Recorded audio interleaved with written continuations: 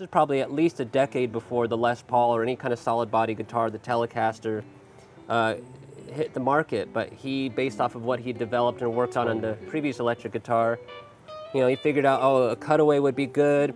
It's got a stand-up pop-up mute because she was a rhythm player, so she needed something that could keep things muted. Both this and the lap steel, believe it or not, have lights built into them. So you would plug in the light system here in this mini outlet, and there's like a periscope light system where there's a light bulb internally here, and it bounces up and then across the pickguard. So they'd be on stage, and her name would be glowing, and his triple neck would be glowing. And he really understood marketing. He understood the idea of them being a band and a brand. They traveled the world, they played the Grand Ole Opry together. They supported a bunch of famous artists as a backing band. They made their own records. The attention to detail and love he put into this for her, they were almost going to be thrown away. They ended up in someone's motorcycle trailer long after both of them had passed, and he was about to toss them.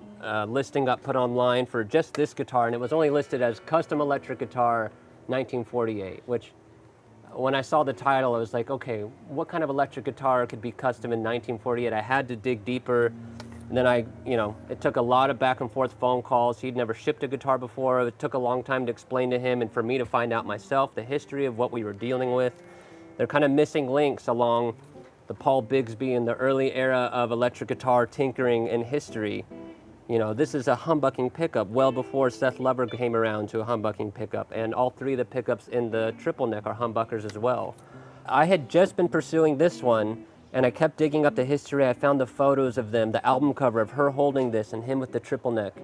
And I started going into the history of him, and there's forums of people talking about, apparently he maybe made the first electric guitar, and somewhere out there, someone has that. And I was trying to explain all this to him, and I sent him the photo of the two of them, or even earlier where she's holding that, and I was like, somewhere out there this guitar exists.